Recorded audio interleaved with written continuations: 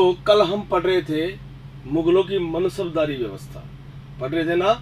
और इस मनसबदारी व्यवस्था में हम लोगों ने पढ़ लिया था, क्या क्या चीजें पढ़ी थी, एक बार रिपीट कर लेंगे अपन, रिपीट कर लेते हैं अपन क्या जाता है।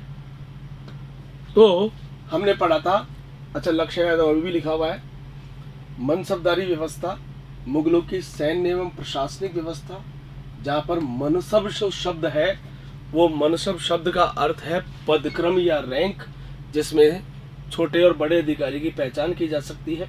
1567 के अंदर इस व्यवस्था की शुरुआत की गई अकबर के द्वारा, जिसमें सभी सैनिक अधिकारियों को मनसबें अर्थात रैंक्स बांटी गई, और रैंक्स दशमलव प्रणाली के आधार पर बांटी गई थी, जैसे 10, 20, 30, 100, 200, 300, 500, 1000, 2000, 3000, 5000, ठीक है। इस तरीके से क्या बांटी गई, मनसबे रैंक बांटी गई। जितनी बड़ी संख्या होगी उतना ही बड़ा अधिकारी माना जाएगा, ठीक है। ये पता चल जाए कि कौन सा बड़ा अधिकारी है और कौन सा छोटा अधिकारी है। अबुल फजल ने अपनी आईने अकबरी के अंदर बताया था कि मनसबदार जो है 66 प्रकार के होते थे, लेकिन मुगल काल के अंदर केवल 33 प्रकार के मनसबदार ही प्रचलन में थे। मनसबदार जो मनसब है वो मनसब किसी भी सैनिक अधिकारी के वेतन, व्यक्तिगत वेतन, सुविधाओं और मुगल दरबार में स्थिति को इंगित करते थे। नेक्स्ट बात कर लीजिए कि 1567 में प्रारंभ किया गया, तब न्यूनतम मनसब जो थी वो कितनी रखी गई थी, न्यूनतम मनसब 10 रखी गई थी और अधिकतम मनसब जो है वो 10,000 रखी गई थी, जिसमें यह तय किया गया था कि 5,000 से ऊपर की मनसब केवल शहजादों के लिए रिजर्व होगी।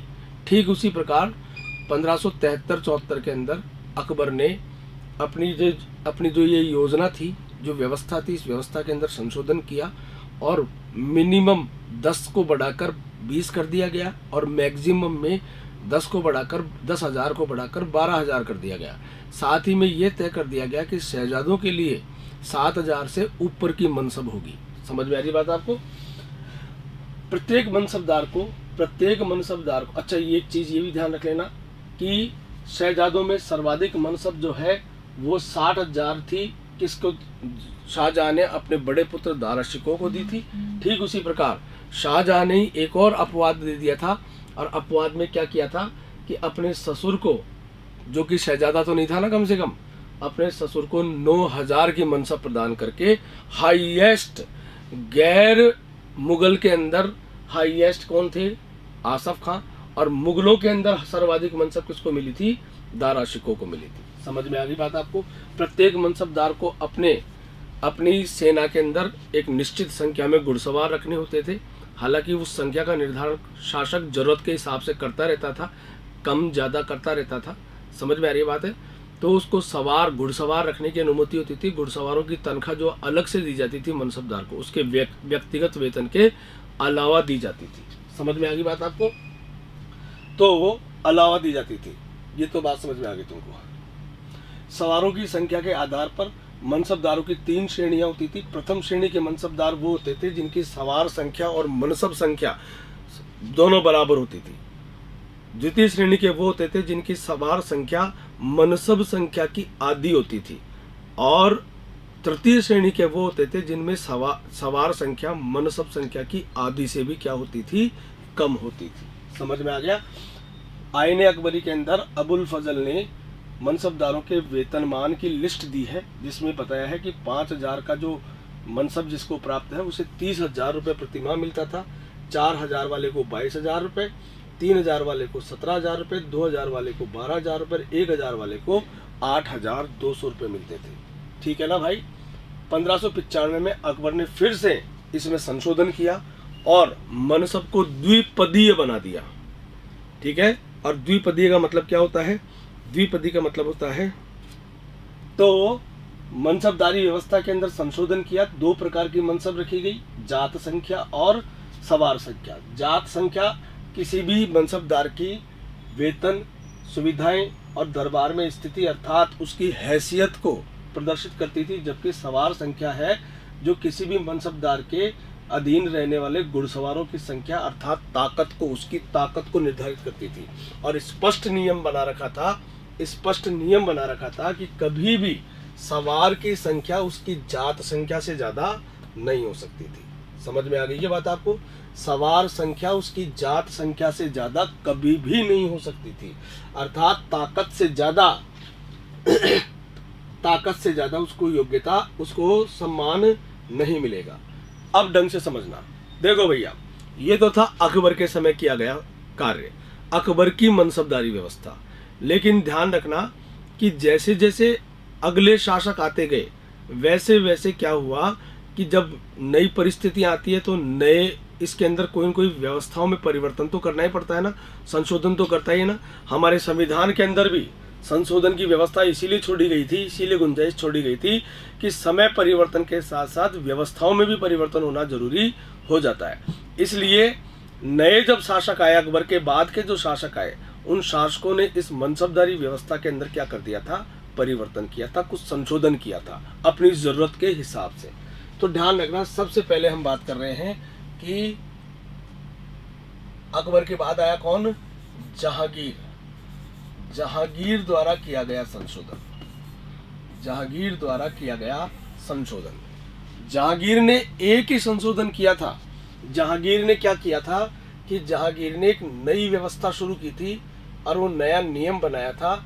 और वो नया नियम क्या था? बाकी सब नियम तो वैसे के वैसे चल रहा था, जो नया नियम बनाया था वो क्या था? तो जो न्यू नियम था,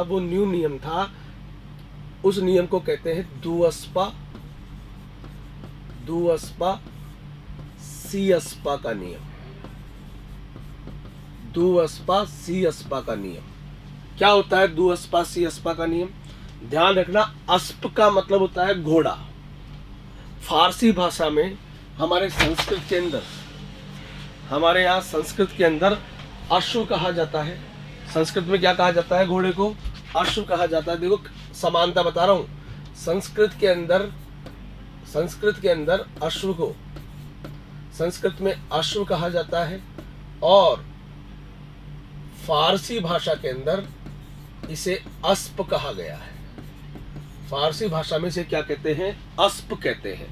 तो और अस्पा का मतलब होता है उस घोड़े का सवार, घुड़सवार। अस्पा का मतलब क्या हो गया? घुड़सवार। दुअस्पा सी अस्पा, इसका मतलब दुगने घुड़सवार। इसका मतलब क्या है? इस शब्द का मतलब होता है दुगने घुड़सवार।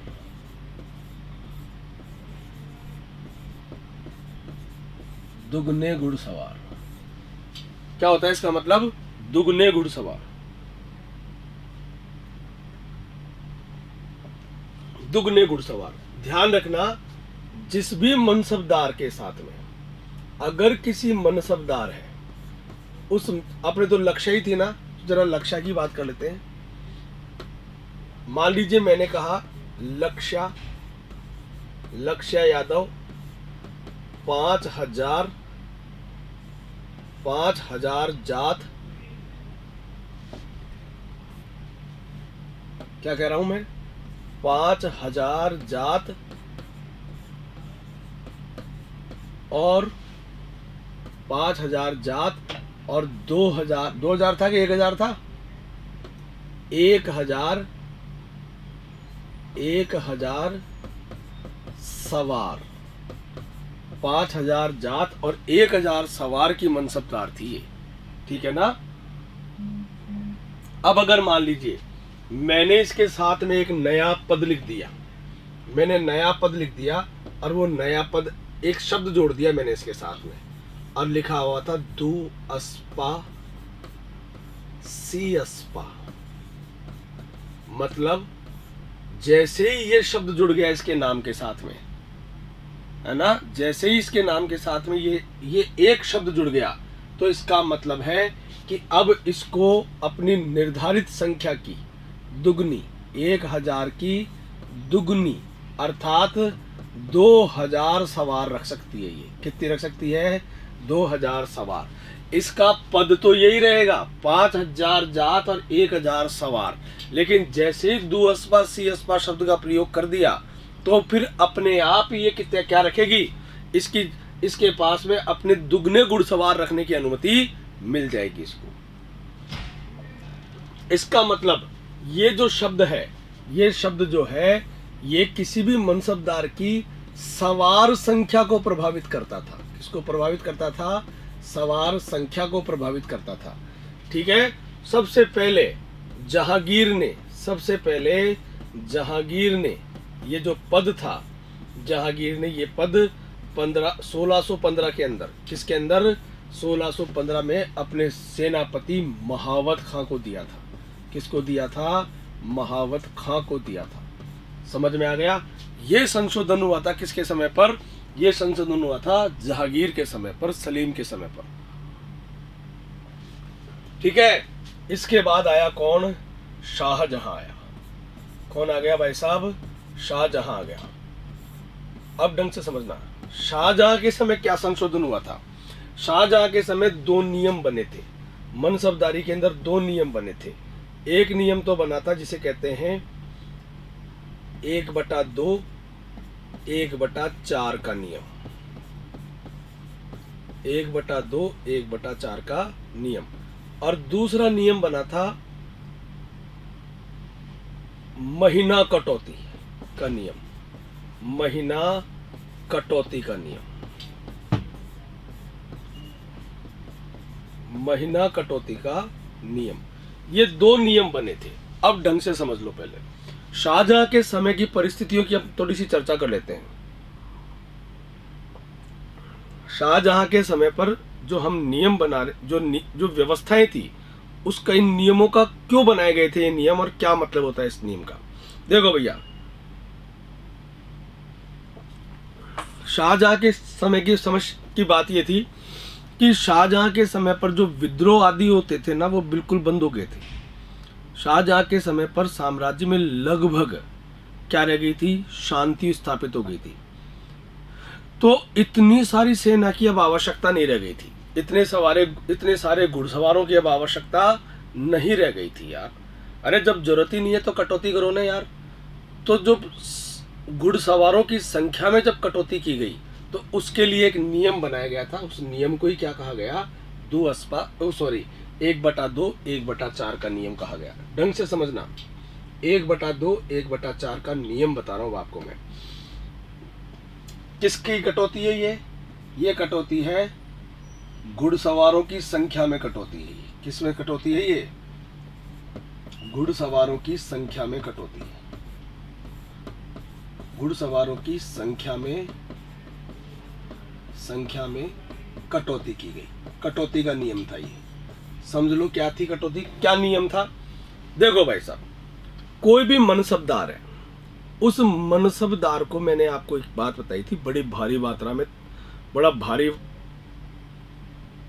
मनसबदार को सैनिक अधिकारी था। अब कहीं न कहीं तो उसको नियुक्ति दी जाएगी ना, कहीं न कहीं तो उसको नियुक्ति दी जाएगी। अब जैसे एक नियम बनाया इसने कि अगर कोई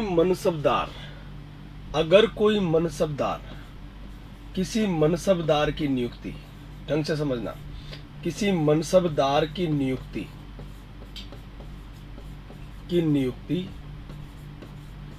उसी प्रांत में है,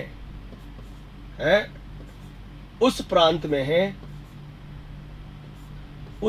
में है या उस सूबे में है जहां का वो निवासी है, जहां का वो क्या है, जहां का वह क्या है, निवासी है।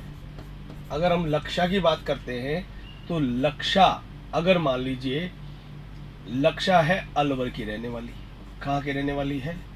अलवर की रहने वाली है लक्षा। ठीक है। अगर लक्षा की नियुक्ति अलवर में ही है, कहाँ? अलवर की रहने वाली है, और नियुक्ति कहाँ पर कर रखी है? अलवर में ही नियुक्ति कर रखी है, तो फिर इसको कह दिया गया कि तुम अपनी जितनी भी सवार संख्या है उसकी आधी कर लेना। क्या कर लेना? आधी कर लेना। यानी 1000 थी इसकी सवार संख्या, लक्षा की सवार संख्या कितनी थी? 1000 थी। तो इसकी आधी करने का मतलब इसकी सवार संख्या कितनी रह गई? 500 रह गई। आधी से क्या, 1000 से क्या कर दी गई? 500। तो चाहे ज्यादा रखे तो रख ले, लेकिन तेरे को तनख्वाह कितने की मिलेगी? 500 की मिलेगी बस। ठीक है ना भाई? अगर तुम जिस प्रांत के अंदर, जिस प्रांत की तुम रहने वाली हो, उसी प्रांत में अगर तुम्हारी क्या दे रखी है, तुम्हारी नियुक्ति दे रखी है, वहीं पर तुम्हें तैनात किया हुआ है, तो समझ लो कि तुम क्या हो, तुम्हारे को ये कह दिया गया कि तुम अपने जितनी भी निर्धारित सवार संख्या है उसकी आधी सवार संख्या कर सकते हो। समझ में आ गई बात आपको? कोई प्रॉब्लम? एक और चीज परिवर्तन किया, ये तो 1/2 की बात हो गई। अगर दूसरा नियम बता रहा हूं, अगर मनसबदार की नियुक्ति अन्य प्रांत में है, अन्य प्रांत में है, नियुक्ति अगर अन्य प्रांत में है,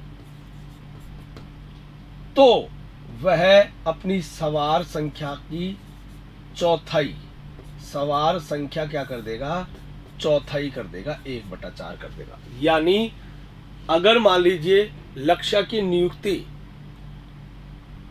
अलवर की रहने वाली है और इसकी नियुक्ति मान लीजिए हमने लखनऊ में कर दी, कहां पर कर दी, लखनऊ कर दी, तो ये आराम से अपनी सवार संख्या 1/4 कर सकती है। यानी 1000 की कितनी हो जाएगी, 1000 की 250 रह जाएगी। समझ में आ गई बात आपको? कोई प्रॉब्लम? ये किस चीज की कटौती थी?